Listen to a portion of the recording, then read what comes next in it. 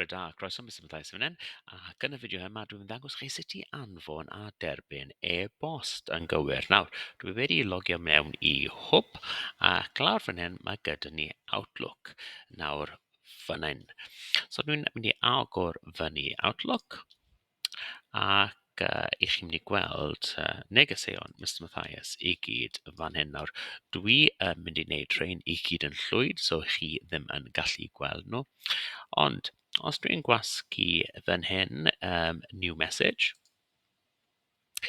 ac lan fan hyn, dyma ble dwi'n rhoi cyfeiriad. Nawr, os dwi yn ysgrifennu fan hyn, Matthias, chi yn gallu gweld e-bost Mr Matthias yn dod lan fan hyn. Fel arfer, e-bost pobl hwb yn eglantaf ydy enw hwb nhw at.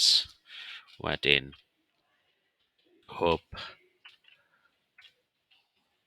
Cymru.net. Okay? Ac so bydd angen i chi gwybod beth yw y rhan gyntaf yna.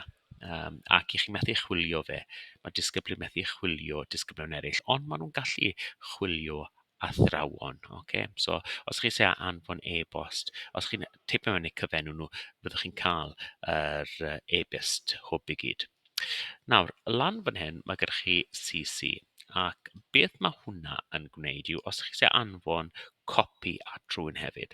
Enghraifft, os dwi yn anfon e-bost i chi a dweud chi heb wneud eich gweithgartre, falle byddai'n rhoi mewn yn y carbon copi fod wedi cynnwys mewn y pennaeth blwyddyn hefyd. So mae'r pennaeth blwyddyn yn cael copi o'r e-bost dwi'n cael.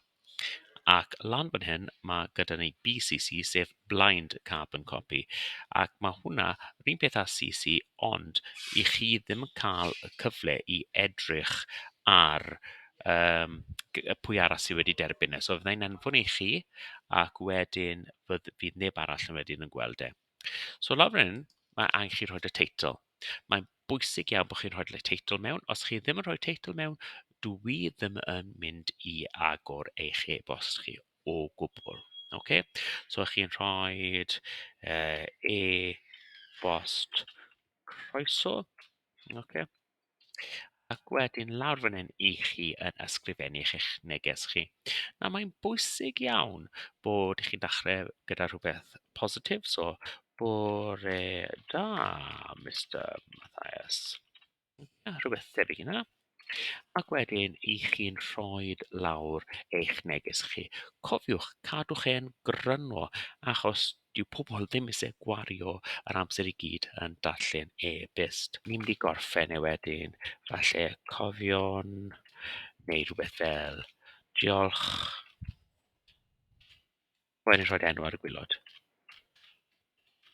Nawr, dyw hwnna ddim synnwyr o gwbl i chi, ond dyna ni. A wedyn gyn ni'n neud wedyn i gwasgu send.